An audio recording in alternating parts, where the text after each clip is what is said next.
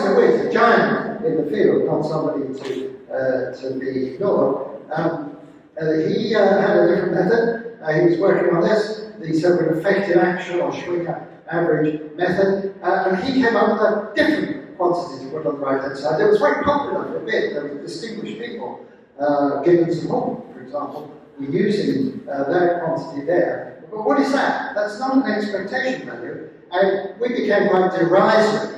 Oh, that's meaningless sort of thing. It's not even necessarily a real value function. Until I discovered the work of Yakir Aharonov and weak measurement theory and post-selection. That's none other than the weak value of the stress energy momentum tensor with a specified in state and a specified out state.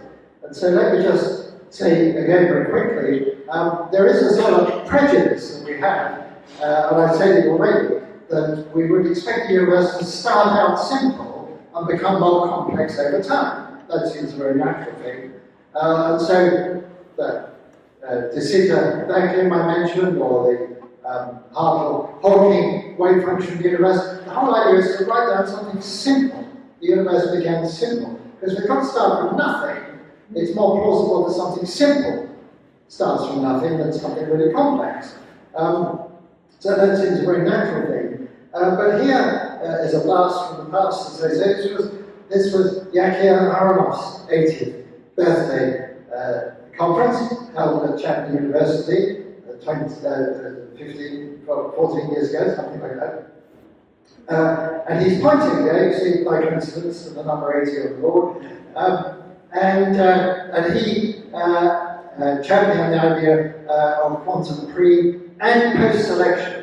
We can think about the final state as well as the initial state. Usually that's done in a laboratory context, but you could do it in a cosmological context. The selector at the end of the universe. Will there be a final state that's pinned down? And that leads to the subject that Joe Abrasion here is called teleocosmology. Maybe it starts simple, maybe it ends in a simple state, but the simple state is almost orthogonal to the initial state. And that can lead to what Yakir called quantum miracles in the epochs in between. So we might see things that look a little bit miraculous to us.